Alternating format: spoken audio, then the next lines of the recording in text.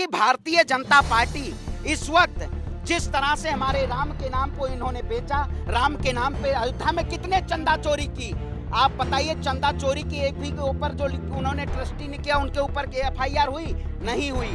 तो ये धर्म की आड़ में भारतीय जनता पार्टी घोटाला कहाँ करती है? ये 800 सालों में जब मुगलों ने राज किया तब देश का हिंदू खतरे में नहीं था। जब भारत के हिंदू अरब में जाते हैं, दुबई जाते हैं, जब पैसा कमाते हैं, जब डॉलर और दिनार कमाते हैं, तब वहाँ पे उनको अजान से दिक्कत नहीं होती। आखिर मंदिर मस्जिद ज्ञानवापी बनारस को मुद्दा क्यों बनाया जा रहा है? आने वाला 2024 का चुनाव है, क्योंकि भारतीय जनता पार्टी 2019 के चुनाव में राम मंदिर मुद्दा भुना चुकी है, उसके नाम पे चंदा चोरी कर चुकी है। इस सरकार ने घोटाले कौन कौन से किए? धर्म के नाम पे ही घोटाले किए। सबसे ज्यादा घोटाला नमामि गंगे के नाम पे हुआ, राम मंदिर के नाम पे सबसे बड़ा घोटाला हुआ, शौचालय के नाम पे सबसे बड़ा घोटाला हुआ। स्वागत है आपका नेशन दस्तक में। मैं हूं आपके साथ फरीन सैफी। जिस तरह से देश का माहौल बना हुआ है, हर कोई प्रदर्शन कर रहा है, सरकार के खिलाफ है, कोई रोजी रोटी से परेशान है, कोई एग्जाम को लेकर परेशान है। उन्हीं सब मुद्दों पर हम बात करेंगे। हमारे साथ है श्रवण पांडे। किस तरह से जो देश का माहौल है वो बना हुआ है, इसी मुद्दे पर उनसे बात करें। देखिए, वो जो लोग कह रहे हैं अयोध्या तो झांकी है, काशी मथुरा बाकी है, उन लोगों को मैं कहना चाहूंगा, जिस तरह से भारतीय जनता पार्टी इस देश में और इस देश को राजनीतिक परिप्रेक्ष्य में ले जाना चाहती है। आज देश की आवाम के लिए रोटी कपड़ा मकान शायद जरूरत नहीं है, और भारतीय जनता पार्टी मजार और मस्जिद और अजान और हनुमान चालीसा की बात कर रही है। ये ऐसी पार्टी है जो इस देश में गृह युद्ध कराने की तैयारी में है। आखिर बताइए, जब जम्मू कश्मीर में आखिर चुनाव आयोग का जब चुनाव का फैसला आता है कि जम्मू कश्मीर में हमारे chief election officer Sushil Chandra कहते हैं कि वहां पे चुनाव होना चाहिए, उसके बाद देश के गृह मंत्री का बयान आता है सीए पे, और उसके बाद बनारस से ज्ञानवापी मंदिर का वो फोटोग्राफी की जाती है। आखिर ये जो सीधे तौर पे भारतीय जनता पार्टी इस देश के चुनाव में जब जब चुनाव आ जाता है तब तब धर्म का मुद्दा आ जाता है। इस वक्त देश में ऐसे सांप्रदायिक दंगे फैलाए जा रहे हैं। आप बताइए, इस देश में करोड़ों मंदिर हैं, लाखों मस्जिद हैं, और हजारों गिरजाघर हैं, और सैकड़ों गुरुद्वारे हैं, लेकिन लोकतंत्र का मंदिर तो एक ही है। आखिर उस लोकतंत्र के मंदिर पे लाउड स्पीकर लगना चाहिए कि आज जो देश की 138 मुगल काल से वहां पे मंदिर है। अरे भाई, 800 सालों में जब मुगलों ने राज किया तब देश का हिंदू खतरे में नहीं था। जब भारत के हिंदू अरब में जाते हैं, दुबई जाते हैं, जब पैसा कमाते हैं, जब डॉलर और दिनार कमाते हैं, तब वहां पे उनको अजान से दिक्कत नहीं होती। क्या भारतीय जनता पार्टी जब से इस देश में आई है तभी से अजान से दिक्कत होती है? वो कह रहे हैं ना, वो कह रहे हैं कि 800 साल राज किया, उसी को अब हम बदलने जा रहे हैं। देखिए, आप बदलने किस रूप में जा रहे हैं? हाँ। क्या आप मस्जिद को गिरा के या मंदिर को गिराते? भारतीय जनता पार्टी ने आज देश में एक ऐसे पलायन का, एक ऐसे धर्म के नाम पे ऐसे बेचने का व्यापार किया जा रहा है। भगवान श्री राम ने हमारे कहा था, जब उनको 14 बरस का वनवास मिला था, तो भगवान श्री राम ने भरत जी ने कहा कि आप वनवास मत जाइए, आप गद्दी संभालिए, वनवास हम करते हैं। तो राम जी ने कहा था धर्म कोई व्यापार नहीं होता, लेकिन इन्होंने इसको व्यापार बनाने का काम किया।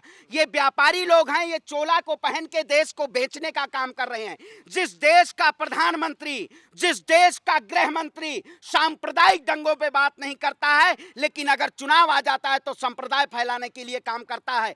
आखिर ज्ञानवापी मंदिर जो वो बनारस में गंगा जमुनी तहजीब दर्शाई जाती है, आप बताइए, अयोध्या में भी मंदिर सटा हुआ, मथुरा भी आप गए होंगे, मथुरा में भी मंदिर और मस्जिद बगल में है, क्योंकि ये एक ऐसा दर्शाता है कि भारत एक धर्मनिरपेक्ष राष्ट्र है, यहाँ सभी धर्मों के लोग रहते हैं। कह रहे हैं मंदिर के अंदर ही तो, मस्जिद के अंदर ही तो मंदिर है। आपने कानपुर का मंदिर देखा होगा, मंदिर के रास्ते मस्जिद में जाने का रास्ता है। शायद ये आपको मुद्दा नहीं दिखाई देगा। कानपुर में आप जाके देखिए, संतोषी माता का एक मंदिर है, वहां पे मंदिर के रास्ते लोग मस्जिदों में नमाज पढ़ने का काम करते हैं।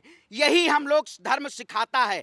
आखिर आप इतने पत्रकार महोदय होंगे, इसमें हिंदू और मुसलमान सभी लोग होंगे, क्या अगर इसमें आपस में कोई लड़ाने का काम किया जाता है? वो कह रहे हैं, सवाल इस बात पे उठ रहा है कि अगर कुछ नहीं है उसके अंदर तो जांच करने क्यों नहीं दिया जा रहा, टीम को क्यों विरोध किया जा रहा है? आप बताइए, जांच करने, आज जुमे की नमाज थी कल, जब वहां फोटोग्राफी की गई, कितने मुस्लिम भाई थे, उन्होंने शासन और प्रशासन की आंख में जांच करने किया। लेकिन जांच का विषय सवाल ये है, अगर लोअर कोर्ट ने आदेश दिया है कि जांच होनी चाहिए, आज मंदिरों में और मस्जिदों में जिस तरह से अजान और हनुमान चालीसा 80 के दशक से बहुत पहले से आदिकाल से बजते हुए आ रहे हैं, क्या अजान कोई नया नहीं हुआ कि आज हमने शुरुआत कर दी है अजान तो उसको बैन होना चाहिए। इससे पहले भी बहुत सी सरकारें आई हैं, लेकिन ये धर्म की सियासत करने वाली पार्टी जो धर्म के नाम पे जब सियासत धार्मिक मुद्दों में दखलंदाजी देने लगे तब देश बर्बाद हो जाता है। बीजेपी नेता ये सवाल उठा रहे हैं कि क्या कोर्ट ने जो आदेश दिया उसका विरोध क्यों?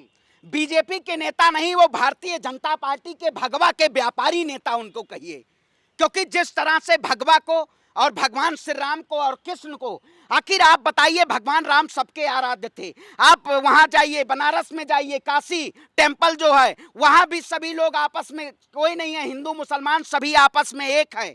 लेकिन ये जो बांटने का काम किया गया, जिस तरह से ये पूरे देश में एक ऐसे बनाया जा रहा है, पूरा माहौल बनाया जा रहा है कि जब चुनाव आएगा तब मंदिर का मुद्दा आ जाएगा। आखिर मैं भी ब्राह्मण परिवार से आता हूं, आखिर आज देश की जनता के लिए क्यों खड़ा होना पड़ा? क्योंकि भारतीय जनता पार्टी इस वक्त जिस तरह से हमारे राम के नाम को इन्होंने बेचा, राम के नाम पे अयोध्या में कितने चंदा चोरी की, आप बताइए। चंदा चोरी की एक भी के ऊपर जो उन्होंने ट्रस्टी ने किया उनके ऊपर FIR हुई? नहीं हुई। तो ये धर्म की आड़ में भारतीय जनता पार्टी घोटाला कहाँ करती है? आप पंडित हैं, आप भी ब्राह्मण हैं, आप क्या चाहते हैं कि मंदिर में जिस तरीके से फोटोग्राफी के लिए जा रहे हैं, जाए या ना जाए?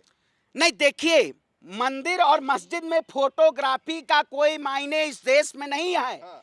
अगर कोर्ट का आदेश है ना? नहीं, कौन से कोर्ट का आदेश? लोअर कोर्ट का आदेश है। तो आप बताइए ये क्या, अगर आपके अंदर सारे अधीनस्थ आपके, अगर सुप्रीम कोर्ट के जजेस आपने बैठा रखे हैं उसके ऊपर, जिस तरह से सारे बड़े बड़े गैर जिम्मेदाराना, जहां सब सुप्रीम कोर्ट हुआ या हाई कोर्ट हुआ, सभी जगह बीजेपी ने अपने लोगों को बैठा दिया गया है कि सुप्रीम इस वक्त क्या स्वतंत्र कोई काम कर रहा है? भारतीय जनता पार्टी के किस पे साथ विश्वास करेंगे आप? देखिए, हम लोकतंत्र पे अगर विश्वास करेंगे, क्योंकि भारतीय जनता पार्टी इस लोकतंत्र का खात्मा करना चाहती है।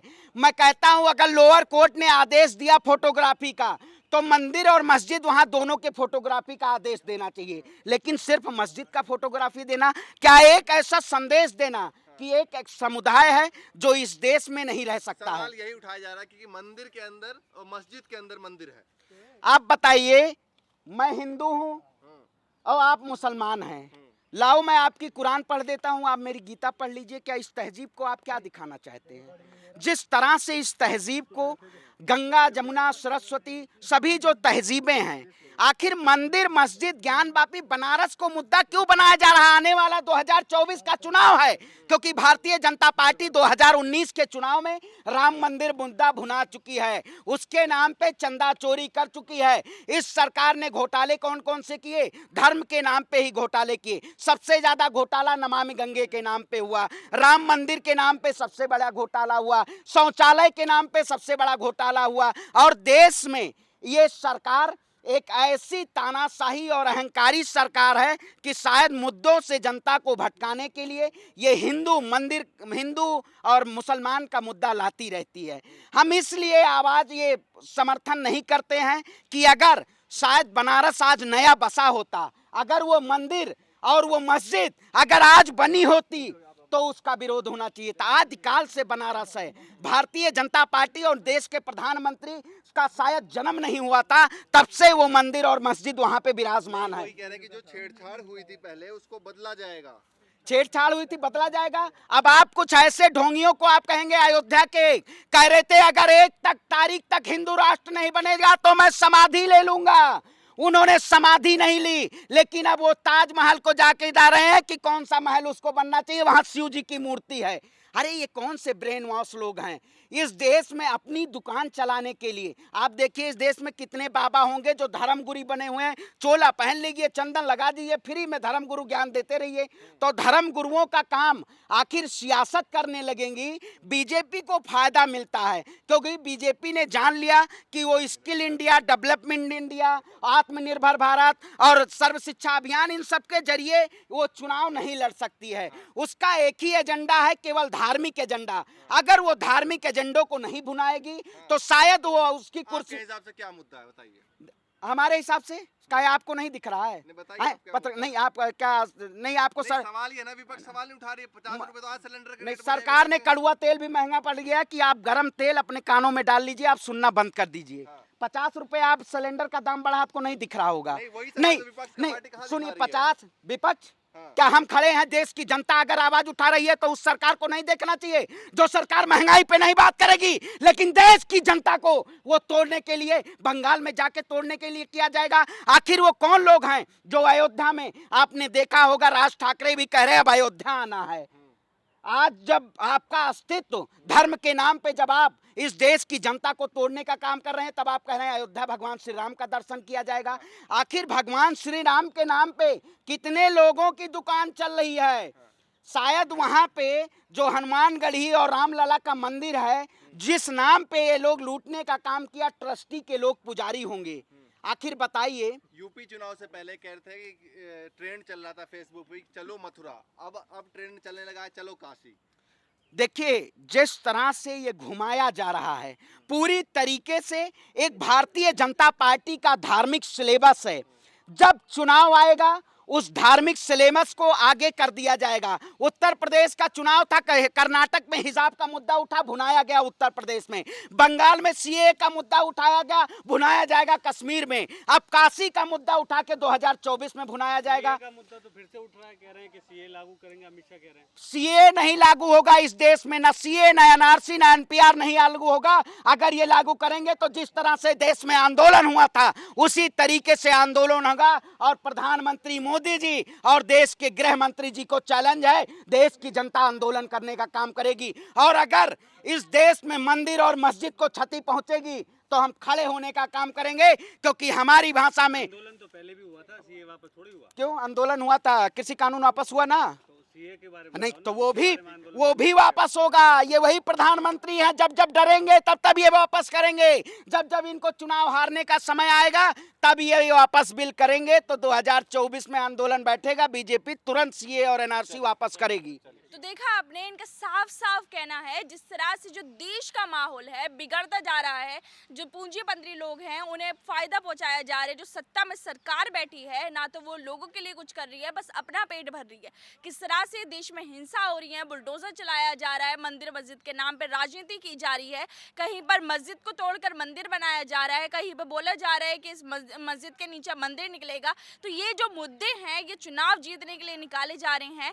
किस तरह से जो लोग हैं उन्हें भड़काया जा रहा है कि वो मंदिर और मस्जिद के ऊपर ही अटके रहें और अपनी जो रोजी रोटी है, रोजगार है, नौकरियां हैं वो ना मांगे। मैं फ़रीन सैफी, कैमरामैन आशिक के साथ नेशन दस्तक। नेशनल दस्तक की आपसे गुजारिश है कि अगर इसको बचाना चाहते हैं तो नेशनल दस्तक को सब्सक्राइब करने के लिए रेड कलर के सब्सक्राइब बटन को दबाएं, फिर बेल आइकन की घंटी दबाएं। नेशनल दस्तक को बचाने के लिए बहुत जरूरी है कि हर खबर को शेयर करें, लाइक करें, कमेंट जरूर करें।